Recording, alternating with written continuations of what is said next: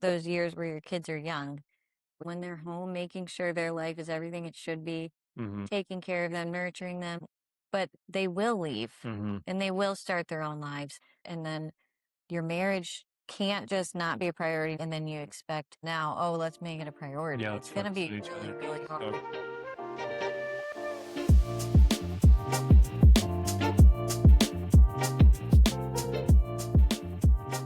So hey, thanks for checking out the podcast today. We are going to talk about a topic we haven't really gotten into a whole lot, which is parenting Mm. and kids, right?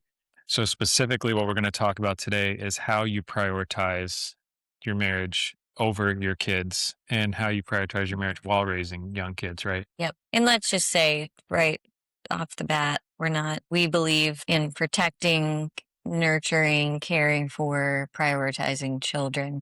Mm. I think the point we're making is not to make them first above your marriage. Right. Yeah. So Yeah. to clear that up right away. No, I think that's a great point. And that's why it's while raising your kids, not just prioritizing your marriage. Even the phrase like over your kids, I think could be misleading. Like that's not exactly what we're saying. Mhm. We're really trying to get to the point that you just mentioned. So why do you think, maybe just to start, I'll throw a question over to you. Like why do you think that's critical? You know, I think I think children pay attention to what's going on in their home and they know they're very intuitive. They notice when things are good or when things aren't. And the more secure a child feels, the healthier their environment, the Hmm. better off they're going to be. Hmm. And when you are in a good place in your marriage, kids feel more secure. They feel safe. They just feel more at ease. And I mean, that's my opinion. I'm not going to say, oh, I know this 100%, but I've helped a lot of kids who've had the opposite and it's heartbreaking. And I know like some marriages end in divorce and they should because of certain things that are going on. And those kids are going to be better off because of that, because where it wasn't safe or healthy. And that's kind of to the point I'm making is like Yeah. when there's turmoil and there's conflict and or even just a lack of connection. It Mhm. doesn't even have to be high conflict environment. It could just be there's nothing there. Yeah. Kids notice that. Yeah. And the more connected you are in your marriage, the safer I think your kids are going to feel. Yeah, no, I think You that's know? well said. So I think maybe the case you're making and what we're going to do on this episode here is defend why prioritizing your spouse and your marriage isn't actually selfish. Instead, Mhm. it's one of the best decisions you could make for your kids too, not just for Yeah. yourself and your spouse, but for your kids. And for those that haven't listened to one of our shows before, we've been married. We just passed 14 years. We've got 3 kids under the age of 12. So Mhm. we're right in the thick of it. We can definitely empathize with anyone out there that's raising kids and trying to juggle work and career and crazy schedules and busyness with your children, in addition to trying to be the parent God called you to be and the spouse God called you to be and Mhm. have the marriage God called you to be, right? Yeah, So for sure. I think like we have here in our notes, to that point about busyness, you've got school schedules, summer break right now, but school schedules are demanding. You add in sports or any extracurricular activity your kids are into, Mhm. music, dance, whatever. You got homework, you got bedtime, you got discipline routines. These are all around your kids, of Yeah. course. So Well, and I feel like yeah. people can be back to kind of what I was saying. You can have a pretty calm house and be good co-parents, but Mm. not be connected in a meaningful way in your Yeah. marriage. Yeah, So, yeah. Well, and I think that's kind of fascinating that you say that because there's a phrase that I remembered hearing about called gray divorce. And gray divorce, for those that were naive to this, like I was, is essentially like this boom. There's like this massive uptick in divorce. It kind of like plateaus around your 40s and 50s, right? And then as your kids are moving out of the house, going to college, whatever, divorce rates actually spike again, mm, called gray divorce because of people getting older. But exactly the reason you just said. People realize, like, wait, we stayed together for the kids. And then all of a sudden, as you're just talking about some clients a minute ago, that's the real thing that happens like while the kids are at home. But I think it really like jumps up when the kids leave and you look at each other and realize why are we still together? that right there is why the topic we're discussing is so important because Yeah. if you keep your marriage alive and healthy and thriving throughout those years where your kids are young, when they leave, you're like, all right, let's get going. What do you want to do? We're excited. Hmm. Like, you're my best friend. I'm yours. We're passionate. We love each other instead of like, my life's over Right. because my life was all about my kids. Right. Right. Or my new role is just trying to support my kids through college. And Right. waiting till they get married. Yeah. And that's what they live for. And Yeah. it's very sad because your kids, you should be all about them when they're home, making sure their life is everything it should be, Mm. taking care of them, nurturing them. They will leave and they will start their own lives. And then it's very unhealthy, those parents who try to continue like being the parent Mm. to their adult children that they were when they were children. Yeah. That's not a good thing. Right. That relationship has to change, and then your marriage can't just not be a priority, not be a priority, and then you expect, bam, now, oh, let's make it a priority. Yeah, It's let's going to focus be on each really, other. really So hard. good. There's going to Yeah. be a lot of issues with that, That's so good. Yeah, agree. So you know? co-parenting, kind of that's the case we're making here. Everything's about your kids. And don't get us wrong, like parenting is absolutely one of God's greatest gifts, but it can be, I like what you said earlier, it can quietly become like a distraction in your marriage. And then your roommates, and there's like the roommate syndrome. You can become like business partners, maybe like, hey, we're running our finances together. We're, maybe literally our business partners, who knows, but you're kind of co-managing your house Yeah. together instead of best friends. And we did a whole episode on why friendship's important. I think that's a great one actually to anchor back on during this part of the conversation. Your romantic partners and lovers, your teammates, your husband and wife. Mhm. And these things, I think you made another good point to double down on, is those aspects that I just mentioned on the positive side, spouses, best friends, etc. That makes you better parents. I Yeah. would make the case. And again, we're Mhm. not, I know you mentioned it earlier, like not that we have a bunch of, data to back that up in front of us right now, but I absolutely think that two present spouses who care about one another, I would make the argument that they also are very caring as Mhm. parents about their children. I don't think it would be very common to find husband and wife that are madly in love and then they've got kids that are just like Treat it like unimportant, garbage. Yeah. pushed to the side. Maybe, but yeah. Yeah. Yeah, and I think children just thrive when they get to see two parents who genuinely love and enjoy each other and get along, and not just get along, Mm. but like have fun. Yeah. They're connected. You're teaching your children, hey, this is what you should expect when you get married and in the Right. partner that That's you good. find. That's good. So like, hey, I want it to be like it what like how many people have you talked to who said I just knew I didn't want anything my parents had? Or I Yeah. wanted to find someone the opposite of what my parents' marriage is. Maybe I hear that more because of what I do, but I Sure. hear that a lot. Or do you think on the opposite side that some people are like, I'm never getting married because Yeah, of one, what I yeah. watched? What I That's watched? also a big thing. It's so sad. Like if that's what marriage looks like, I don't want to get married. Right. And that's potentially why kids are waiting longer and longer as they get Mhm. older to get married. I don't know. I can't. That's Yeah. my thought. Maybe Yeah. that's why. Yeah. But wouldn't it be so cool? And I have heard this, and honestly, the people who've said this to me, they do much better in therapy. Mm. Like I'm just saying it, but my parents have such a great marriage. I'm so close to them. They're so happy. I want it to be like I want my marriage to be like theirs. So that's what I want our kids to say. Mhm. I want them. I remember saying that to our daughters once. I was like, "You better find a husband just like daddy." Mhm. And my daughter looked at me and was like, "That's going to be so hard to find." Mhm. Just giving you a little Mhm. shout out, but Mhm. I'm like, yeah, probably, but don't settle. I guess that's a little Yeah. throwing that in there for the listeners if you're single. Sure. Well, maybe just to jump around a little bit on that one, Mhm. what do you think? So, what is it to the point you were just making about our own kids and what children observe? Like, what do you think that looks like? And I know we're jumping ahead because of what we have in our outline later, but what do you think that looks like to like have a healthy marriage in front of your kids? That's good. I mean, I think trying to think through how I could word that. I think that seeing physical closeness, Mhm. like affection, kindness, the way you talk to each other should Okay. be respectful and caring, the way you both support and help each other. Yep. Okay, hey, if a kid is seeing, oh, my mom does everything, he just kind of watches TV and does that's Mhm. bad. Or if they're seeing, oh, all my mom does is complain and nag Mhm. all day. Dad's frustrated. Like they Yeah. notice everything. I know I'm like stereotypical in those couple No, of that's things, good. but that's a big deal. If they may not comment, "Oh, I love how dad always does the dishes when mom cooks," or how Mhm. mom and dad are always hugging and laughing and having fun. They might not point it out, Mhm. but it's making an impact, and they Yep. will point out when that stuff's not happening, when Mhm. there's conflict, Or later. As or they're later older. as they're older and they're like, "Oh, they're thinking about it." Yeah. So you might not think it matters right now, but it does, and it Mhm. will. I agree. Anyways, I don't know, I got off track there, but, like, what they need to see you being friends, they need to see Mhm. affection, they need to see kindness, they need to see mutual respect, Yeah.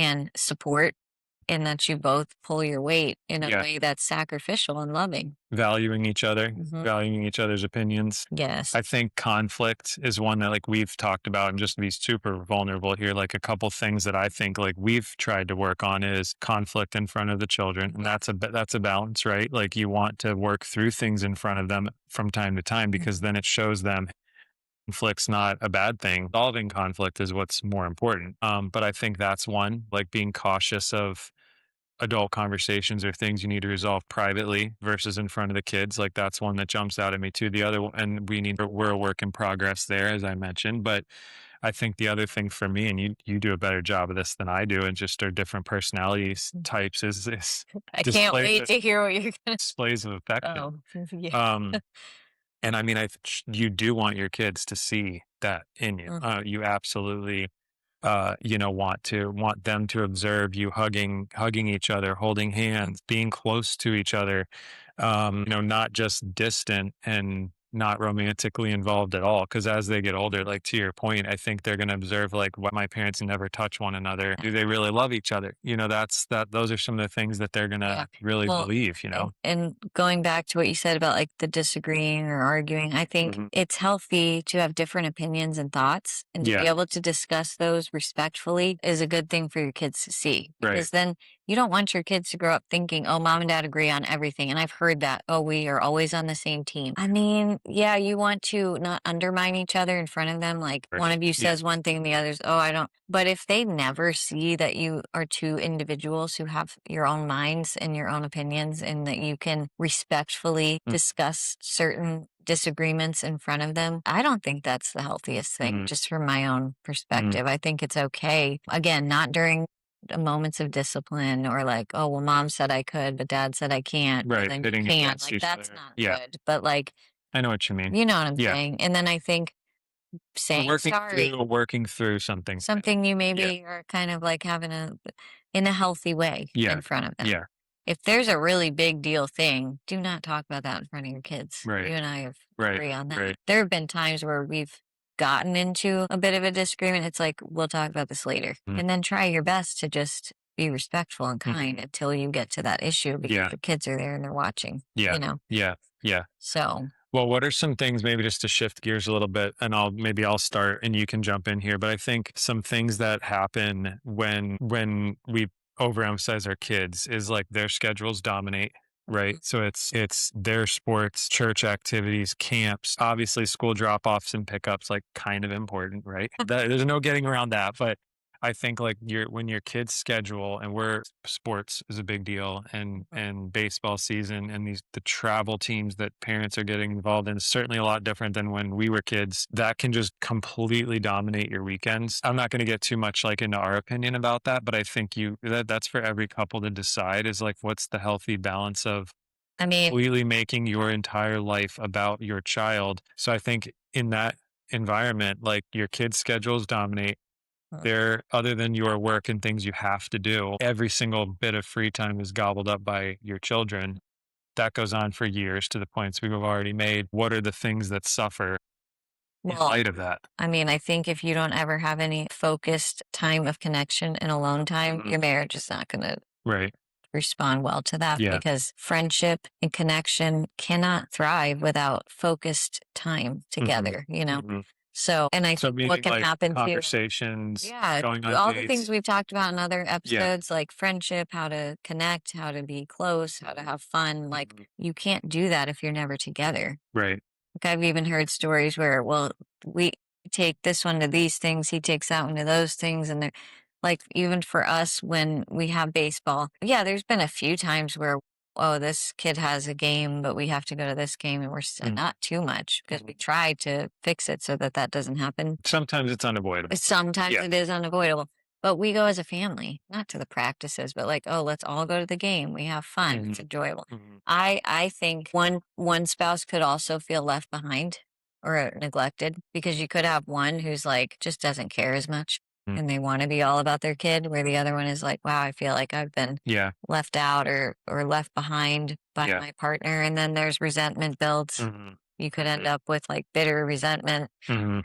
So Mhm. I think it just could do a lot of things, Yeah. don't you? Yeah, I do. I do. And I think you only have so many hours in a week, right? So if your children dominate, then despite you still maybe having love and affection for your spouse, I think of the phrase like what gets fed grows and what gets starved dies. Like that is so powerful to use here because you could have the best intentions of being parents with your spouse and raising your kids the right way.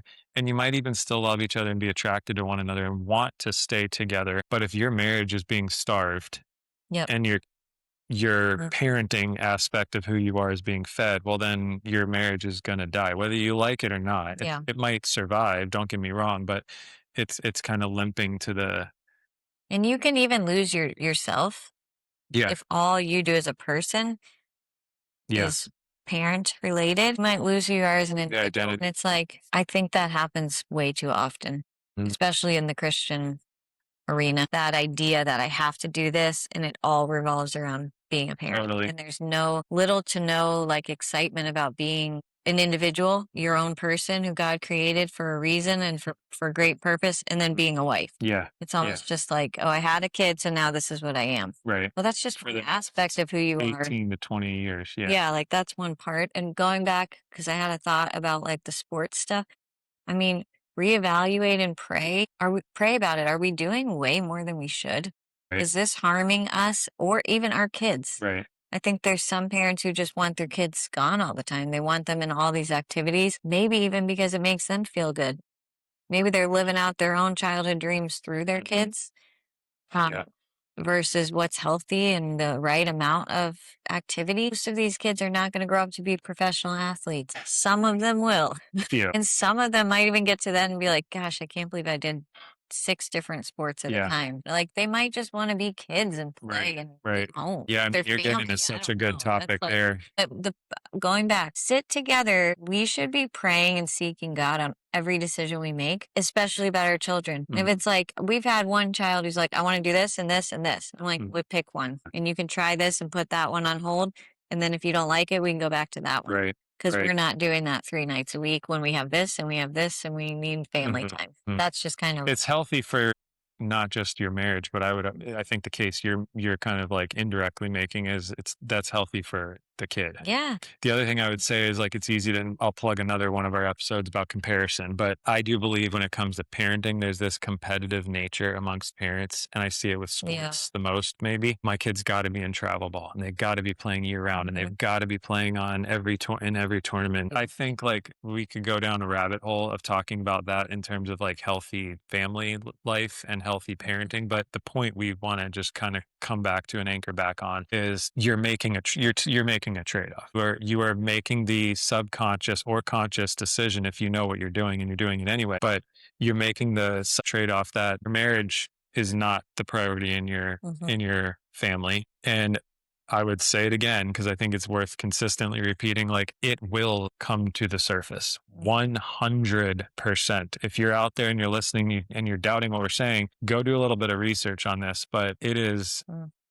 time and time again when kids leave the house, divorce rates go up. Mhm. And divorce rates do not divorce rates don't just become non-existent once you've been married for Oh, we 18 made it years. this many years. Yeah, We're good. Yeah. it's not the case. So I think the proof is very factual. Talk to some of your friends who are divorced if you don't Yeah. believe me, but Well, I absolutely believe like if you are not prioritizing your marriage, you've just been roommates with someone for 18 to 20 something years in the middle of your life. And then suddenly like everything that your universe revolved around is gone. I mean, I think it people doesn't start take, getting you don't have to be creative to realize that it's you're going to gonna have a have an problem. impact. I Yeah. think people start noticing they start getting scared after a certain amount of years when they start thinking, no, my kids are about to leave and I'm just gonna be stuck with her. I'm gonna be Yeah. stuck with him. I- And then they get frantic. Don't let that happen. Do it yeah. now. Okay, we just had a baby. Let's plan this now. Right. And so, what does that look like? You continue prioritizing time together. You Yep. resist because you're going to have those instincts to want to make it all about your kid. And another thing, your kid is going to want you to make it all about them. Yeah. Great point. Like Great we've point. had where it's like, oh, I can't believe you go away without us. And you can try to communicate that, like, hey, it's really, we want to go away with you too, and we will. And we're planning these family trips. but it's really important for us to have alone time. Yeah. And you're going to need that too someday Yeah. when you're married. I know that we've told our kids that. Yeah. You bring up a good point, and it's hard to not keep going down these little rabbit holes. Hmm. Like, ask yourself as a couple, who is the authoritative figure in your house? Yeah. And if you have no doubt, like, oh, it's Timmy for sure, little Timmy, that's a problem.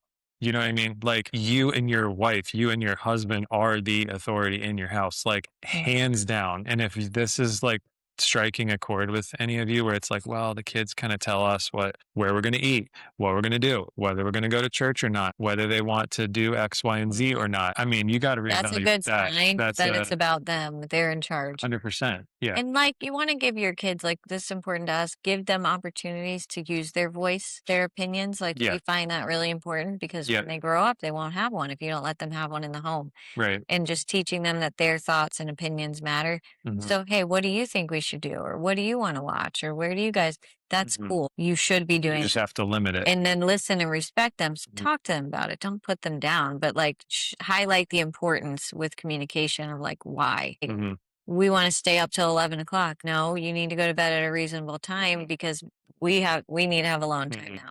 After you've already focused on family time or even one-on-one time parent child. But like you Mhm. cannot do that and neglect the one-on-one time as With a your marriage spouse. with your Yeah. spouse. Well, I think it's funny you mentioned bedtime because I think that's got to be one of the biggest problems. Yeah. These kids just staying up forever, Yeah. and then the parents are tired and they go to bed. I mean, what has happened? Where did we get there? You have to have discipline in your house. You have to show your kid who's the boss, which is not them. It's not healthy, Yep. and it's going to slowly like spiral And then you just said it. marriage.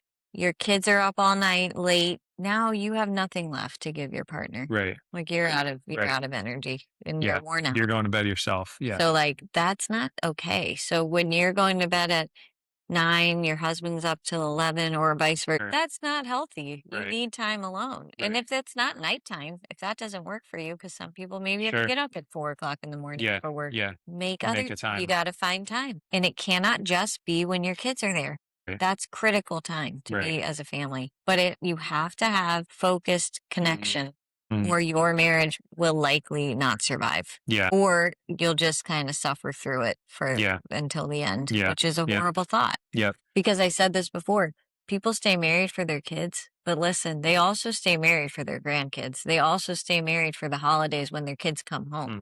They do that Right. all the Right. time. So it Right. doesn't end when you could still keep going with that pattern Mhm. indefinitely. Yeah. So know? maybe a couple questions to quickly ask here.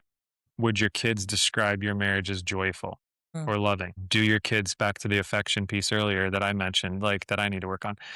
Do your children regularly see affection between you? When was the last time you laughed together, let alone if they see you laugh together? And here's one that I do want to spend a minute or two talking about. When was your last date? And I think Mm. this brings up a problem. We talked about trips and getaways. We've sprinkled that into a lot of episodes, but regular dates. And we just did an episode on dating and why it's Yeah. important. The last one, if you check that out. But speaking of like child-centered home, the whole like not trusting anyone to watch my kids, I do think that that's a huge problem. Maybe I We haven't. talked a lot about that on a whole different episode. So maybe we don't need to dig into that too much, but that needs to be addressed. Maybe your reasons for why you don't go out on a date are fear-based. It could be like lack of effort. Let's be honest. It could be that you've not pursued finding a babysitter or someone trustworthy to watch your kids. But I would argue like the foundational problem is that you have a home you have a home and marriage that's centered on your kid, because Yep. it's not that hard nowadays to find resources that vet and validate and will help you find a babysitter. It's an excuse. I mean, it is what it is. Sorry if that sounds mean, but it's an excuse. And you allowed your kid to run the show, even if you got a little 2-year-old and you don't have a babysitter and you don't ever go on dates. Like, Because it's okay, very normal for kids to not want you to go. And they might be a little bit yeah, like whiny about it. I've even heard people who like won't go to church because their kid doesn't like nursery or they're like yeah, 4 years old and the parents in the nursery with them. What is happening? You right. can walk away while your kid's a little upset. Mhm.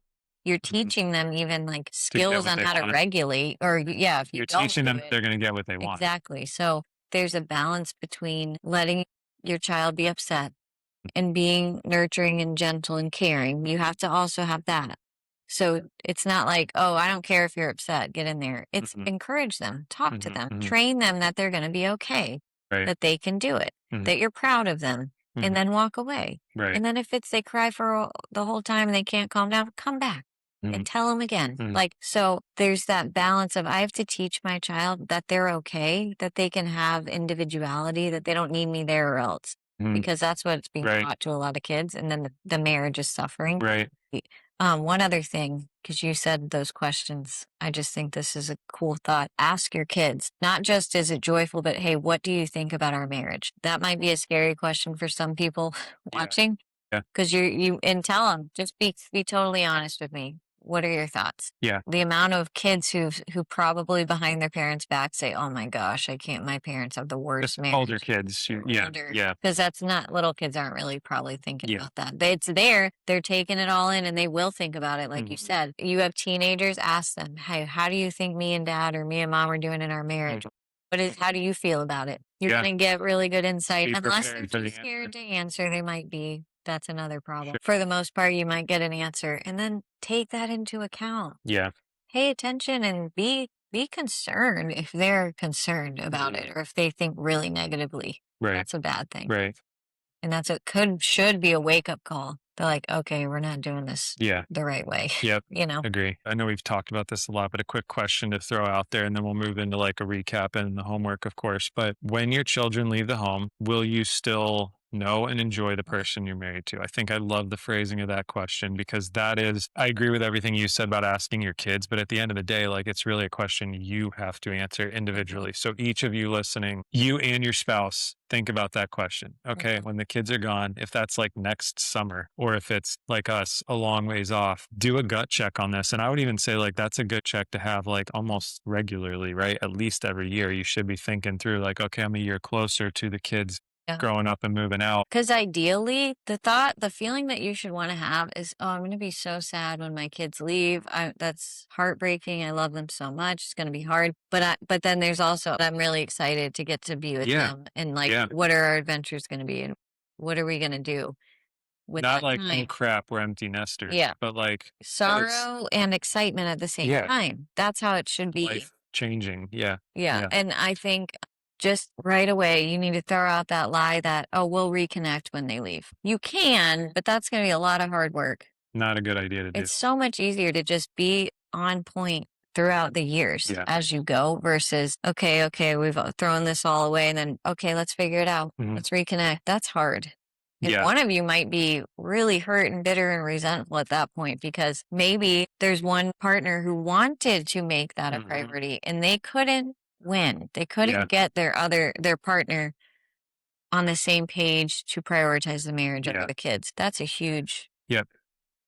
point of conflict Yeah. for some. Yeah. No, I agree. And I think to recap, what we're not saying is that your kids aren't important. What we're not saying is that you neglect them. What we're not saying is that you prioritize your marriage above all else, no matter what. That's not what we're saying. What we are saying is that your marriage does need to come first. Mhm. And by doing that, your children will see a mom and dad who love each other, a husband and wife who give hope for their marriage someday. Jamie made the strong case for like it creates unity in your family, not just in your marriage. And the strongest families aren't built around their kids. They're built around the center figure of mom and dad. You know, I Mhm. think that's the case. And your children will one day leave your house and you will be left with, and I hate to say it that way, but that's the truth. Like your spouse isn't leaving the home unless they do, in which case that's the point that we're making. So you have to Yeah. invest in your marriage first, and that will shape Mm. everything about your family. That's sort of Yeah. the And recap of that.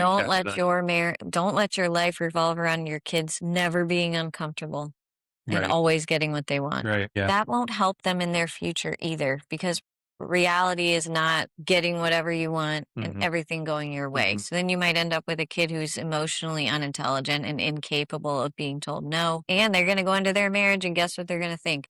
It's all about me. Hmm. My spouse better do what I want and give me what I want because that's what you did as a parent. Right. You're going to hurt them. Yeah.